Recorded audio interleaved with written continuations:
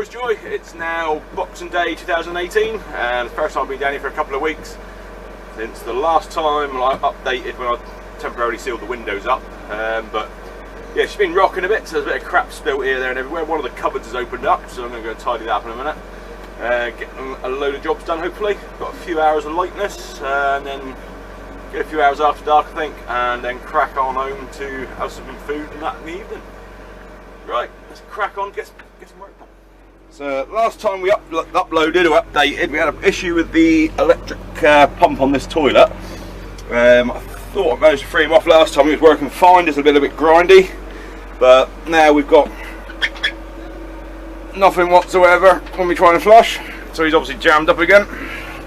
I'll take that pump off. I've never played with these things before, so it could be fun. The old manual ones are fairly easy to repair, but never played with an electric toilet, so we're going to get that pump out hopefully and fix him at home, or take him out, have a look at it. Hopefully we don't sink the boat. Sink cocks are off anyhow, so should be all good. Since we were here last, our lovely eco toilet cleaner decided to fly out of this cupboard, which has now emptied itself on the crappy tile floor down there, which is making this a bit slippy. Hopefully the bog roll will sort that out. What else have we had spill out? I've tidied up here. It was pretty much all that lot up there was on the floor. We've got one of the cupboards which decided to open itself up down there. Even our old horseshoe's been blown off of the mount. So yeah, I know it's been a bit lumpy down here, but I don't think it'll be that rough. So yeah, right, let's go and crack on, play with the toilet. As I thought, when I undone them screws, I've only got 3 of them out, so two of them out so far. All the water in the toilet, I'm hoping that is, or out the pipe that's going to come out through here. Luckily, the toilet hasn't been used for a good few months, but it does seem to be draining pretty well, and there's only river water in there, which is why it's slightly discoloured and that, from me pumping it and playing with it last time. That's now wetting the soap that's on the floor. I should have mopped that up first, and hopefully it's going to go down the drain in the corner into the bilge. That bit doesn't work very well, but yeah, so hopefully we'll let that drain out a little bit and then dry it out and crack on with the next few screws, hopefully. So I just found out some reason we didn't have any power to the pump. We've regained power now, but as you can see he doesn't move very quick, does he? This is what happened last time. He jammed up. So I had to trace the wire up through the locker there. He then goes under the bunk, under the floors, right the way through here.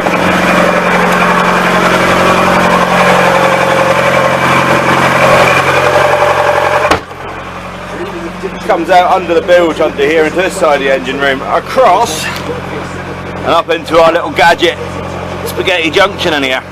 What I found, looking at the fuses earlier before I actually tried tracing it, and this one looked fine as you can see, but the end's melted. That must have been when the pump was jamming up and we just thought it was stuck, so we carried on trying it.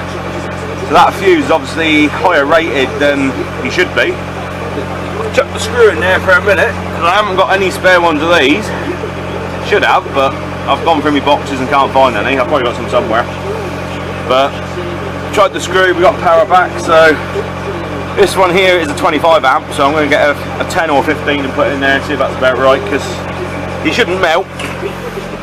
He should have blown before he melted. So as you can see, it's getting a bit wet here and a bit soapy, and I don't know, it's turned into a mess it does.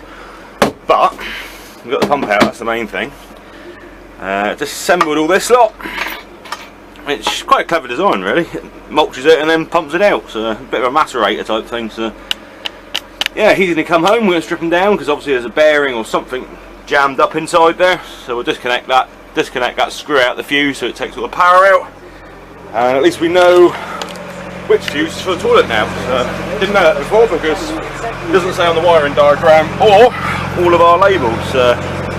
We can add him over here and put toilet hopefully. I don't know what the other one does either. That must be the toilet for the stern cabin, which I'm hoping if we can't fix this one we'll just nick the pump off that one for a minute. Right, let's crack on. So back to the inverter. This is how we've used it for the last year, because we've been moving it around the boat and changing batteries from one side to the other. These are brand new batteries, so we can now know that these ones are good to go. So yeah, what we had before, we had an issue with one of the batteries, not the house batteries, these ones. They were taking charge, but it wasn't lasting very long, so if I was staying out here overnight, I had to change from one set of batteries over to the other, which is on the other side, for the starting batteries. Just keep the inverter going if I was using power tools and things. Then I would start the engine, charge these ones back up while I was using that side, vice versa. So now we know these ones are good to go for, you get, I don't know how many hours, but good few hours off them. We can fix these permanently. Again, for this I'm going to have to improvise, because I've got the terminals, but on board I have not got the terminal crimper. That's at home in my garage. So, and pretty much it's going to be a pair of pliers to snip the way through. I'm not going to shorten these little leads yet, because then I can run these up and around the corners. It is only a cheapy inverter, but I've had him for quite a few years. Terminals off. Standing knife out, and we'll trim them down, and hopefully we can put these on, hammer them down, crimp the far end. It'll do for the minute. Until I bring my crimpies down, and then I can shorten these down once he's all wide in and that. But we just need it to be connected for the minute. So we cleaned these here off. Got the terminals. I was thinking about smacking them down, but I just remembered about our big bolt croppers. So they'll probably do it for the minute, hopefully. If we can get them wide enough, which I should do.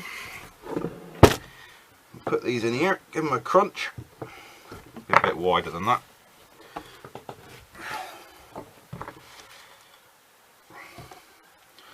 That's them. Just need to pinch the far end really, enough to hold them in. I don't want to cut it in half, obviously, which is always possible to do with bolt croppers. That's pretty solid actually, that's pretty good.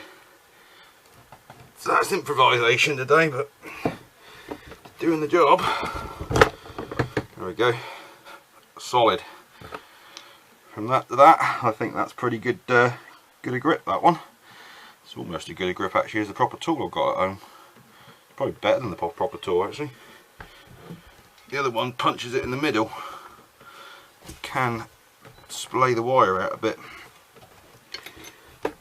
It's not as easy, but it does a good job actually. I'm quite happy with that.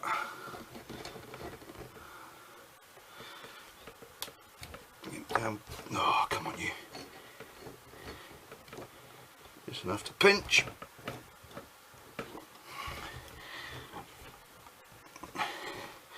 I've got to say, most boats should have a pair of bolt croppers on, especially if you've got an all chain anchor warp, or if you lose a mast or something, you can chop the hell away of anything. Also got an angle grinder as a backup, but if I was in an emergency, the first thing I'd grab is a pair of bolt croppers. There we go, we're all connected. Let's get them all connected up and done. Alright, so that's the inverters connected up. As you can see, all the wiring down here is a bit temporary, because these batteries are going to be going along this way.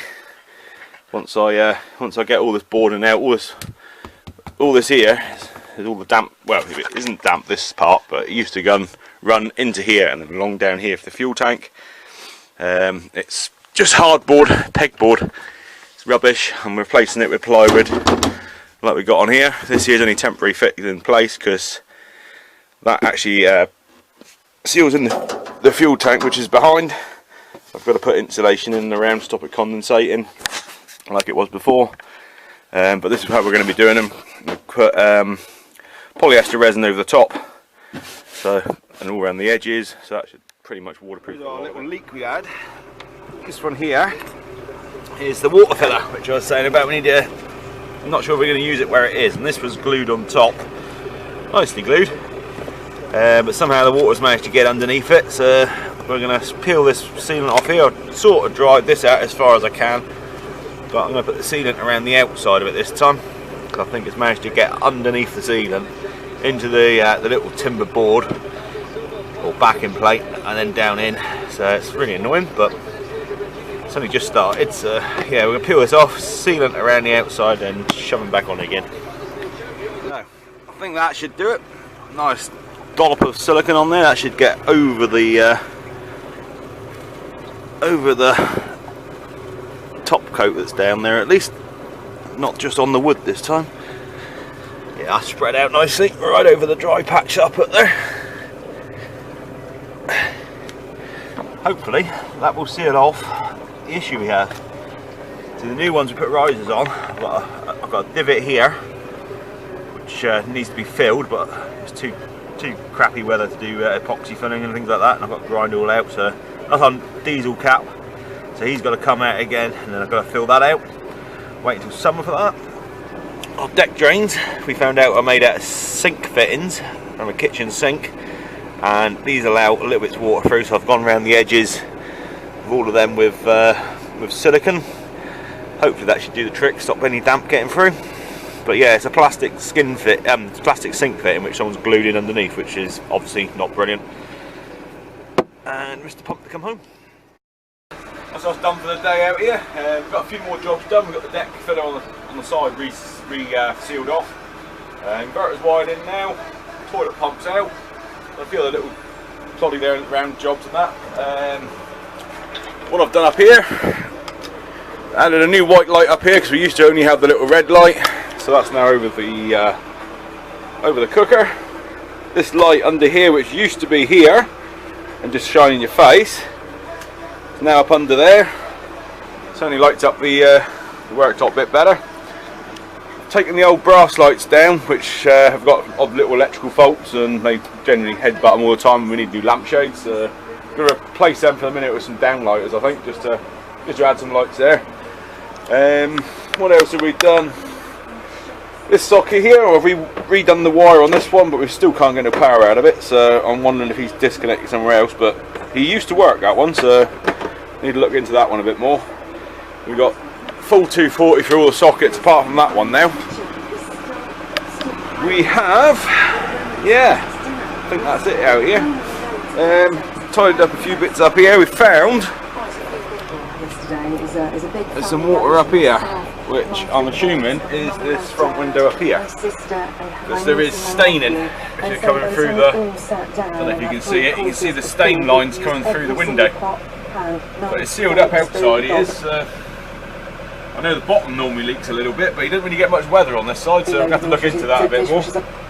But yeah, otherwise I've measured up for some covers for the foredeck, wheelhouse, and for the aft deck. Haven't put any lifebuoy back up yet, but yeah, a few more jobs to do. Tidied up down there where all the crap had fell out of the cupboard. And yeah, right, so we're pretty much ready to head on. Lovely evening out here, absolutely spot on for working on the boat and that. Wish I'd cracked on some of the outside work really today, but only had a few hours. Get down here, check her over, run the engine, charge the batteries, and enjoy the lovely weather. Well, that's us here done on Roy's Joy for Boxing Day. Got a few jobs done. We've enjoyed the weather. Lovely evening for it. We're now going to head on home. Enjoy the rest of Boxing Day with the family. Maybe watch a video or so, you know, normal things. But yeah, if you like our videos, please subscribe, give us a thumbs up, comment down below if you've got anything, any ideas or anything. Yeah, have a good new year. We'll see you in 2019.